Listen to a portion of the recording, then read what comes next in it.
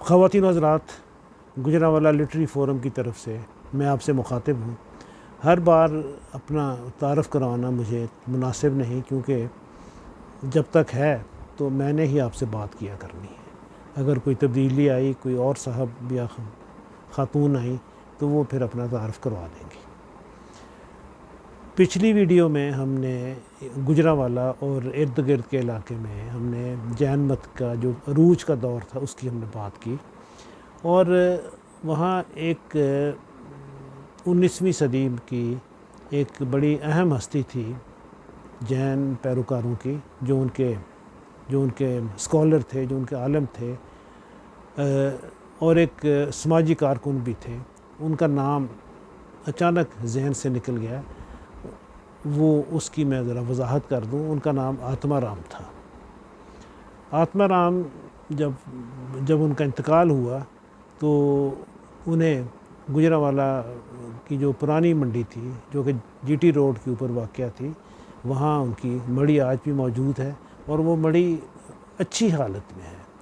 جس طرح عموماً ہوتا ہے کہ جو ہمارے پرانی جو اس طرح کی جو اہم عمارتیں ہیں جو تقسیم سے پہلے کی ہیں، ان کو اچھی طرح سے ان کی دیکھ بھال نہیں کی جاتی، جبکہ اس کی دیکھ بھال کی جاتی ہے۔ گاہے بگاہے حکومت اس کی مرمت کرواتی رہتی ہے۔ پھر میں نے بتایا تھا کہ آتما رام کے نام پر ایک سڑک بھی ہے۔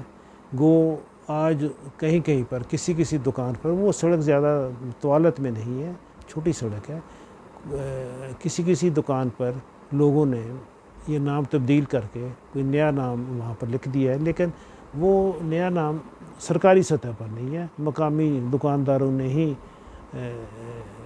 مناسب سمجھا کہ یہ تو نام ہمارا نہیں ہے، ہم اپنا نام رکھ لیں۔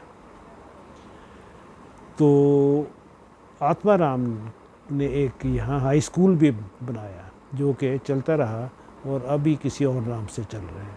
سو آتما رام کی جو میں کل مجھے ان کا نام لینا بھول گیا تھا، یا وہ میرے ذہن سے نکل گیا تھا، آتما رام کا ذکر اتنا۔ ابھی ہم آتے ہیں آج کے موضوع کی طرف۔ گجرانوالہ ایک بازاروں کا شہر ہے۔ اس طرح تو ہر شہر ہی بازاروں کا شہر ہوتا ہے۔ شہروں میں اگر بازار نہیں ہوں گے تو پھر وہ شہر نہیں ہوں گے۔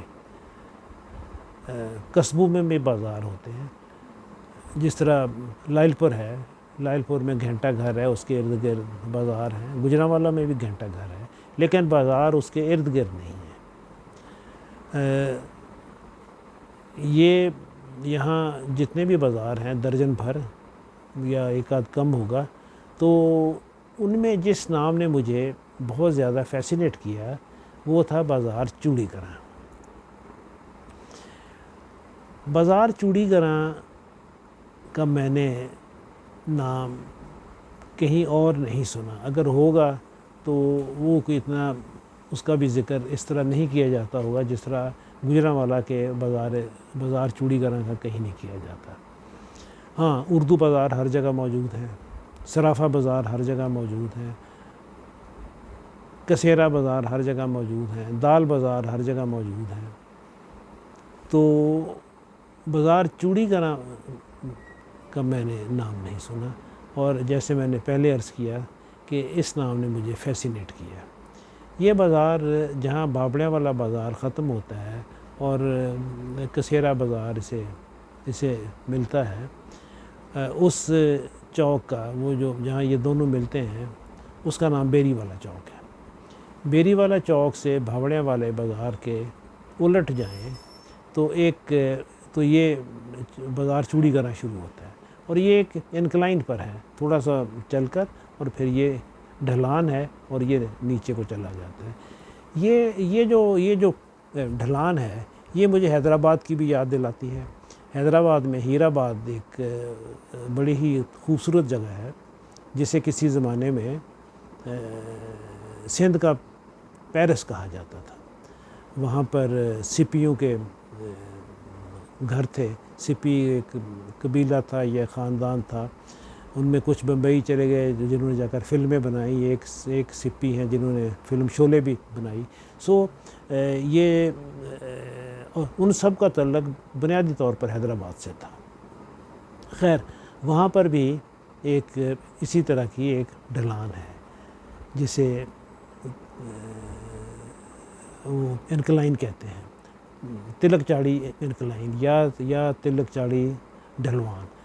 خیر وہ تو کافی زیادہ ڈھلوان ہے، لیکن ہمارے بازار چوڑی گراں کی بہت ہی تھوڑی سی ڈھلان ہے اور تقریباً آہستہ آہستہ یہ نیچے کو جا رہی ہے.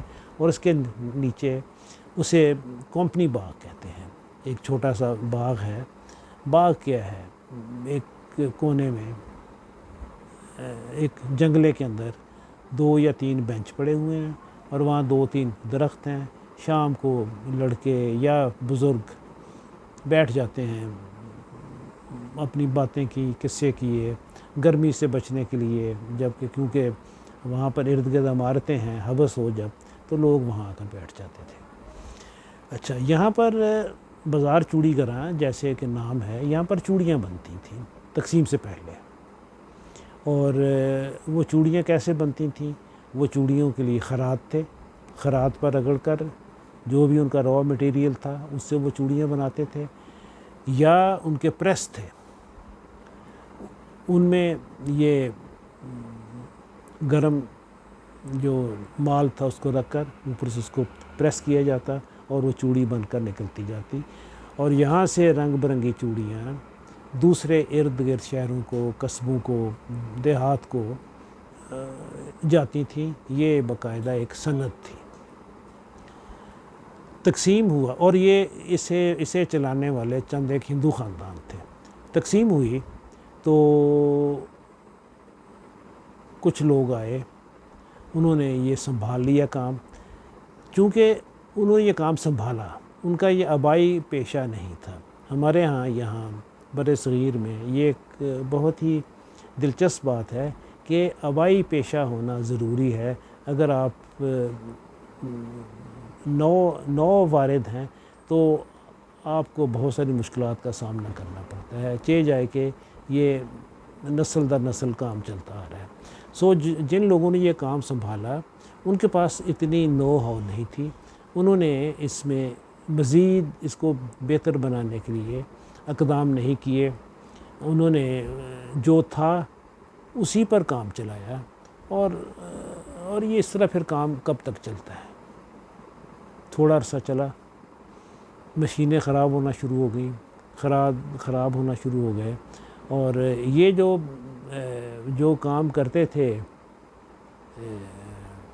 ان پر پریس پر، یہ صراف تھے.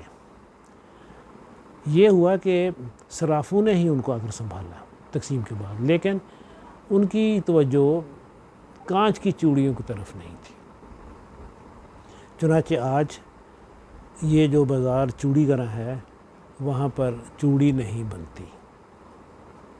جس طرح کہا جاتا تھا کہ کسی وقت میں کہ عربی نسل کے گھوڑے دنیا میں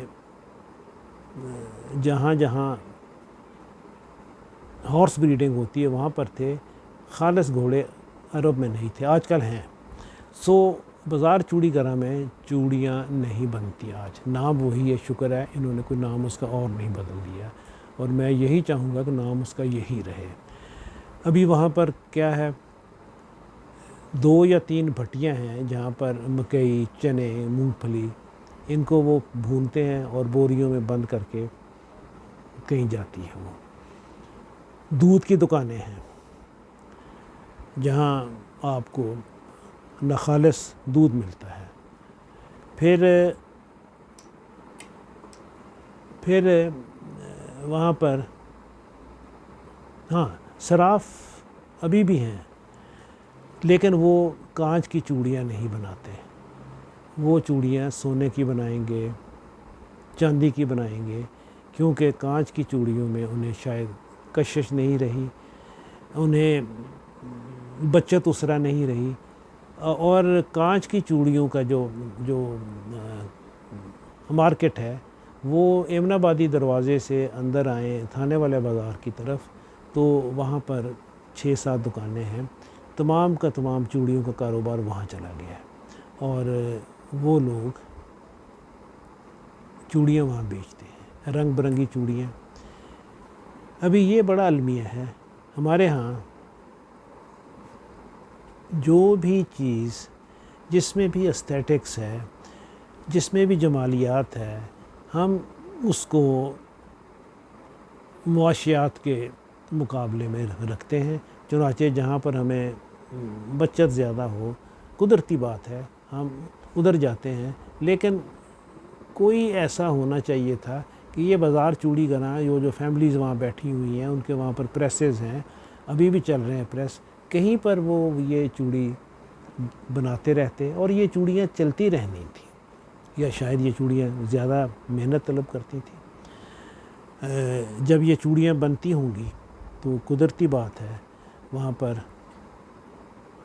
یہ رنگ برنگی چوڑیاں ہوں گی، یہ تہواروں پر پہنی جاتی ہیں، یہ فنکشنز پر پہنتے ہیں، یہ لڑکیاں برسات میں یا اور ایسے موسم میں پہنتی تھیں، اور چھوٹی بچیاں بھی پہنتی تھیں۔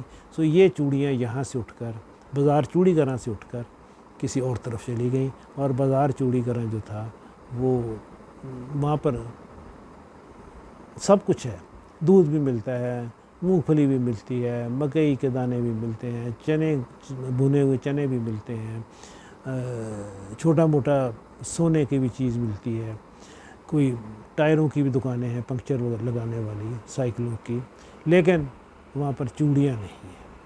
یہ ایک بہت بڑا المیہ ہے، اور یہ کل یا کسی وقت برتنوں کے بازاروں میں شاید وہاں پر برتن آ رہے ہیں، کچھ اور بکنا شروع ہو جائے، تو یہی میری درخواست ہے حکام سے بھی، اگر کوئی سنتا ہے، کہ جو چیز جہاں کی ہے اسے برائے مہربانی وہاں رہنے دیں۔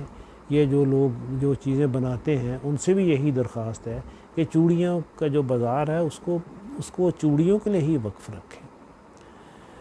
تو یہ خواتین و حضرات، ہم اس طرح کے المیوں سے دوچار ہیں، جن میں پھر کہوں گا کہ استھیٹکس کی، جمالیات کی ہمارے ہاں کمی ہے، اس لیے ہم یہ چیزوں کو ختم کرتے جا رہے ہیں۔ سو خواتین و حضرات، اگر آپ کو یہ ویڈیو پسند آئی ہو تو اسے لائک کریں، شیئر کریں، اور ہاں، اسے سبسکرائب ضرور کریں۔ سو اگلی ویڈیو تک آپ خیریت سے اور سلامتی سے رہیں۔ خدا حافظ۔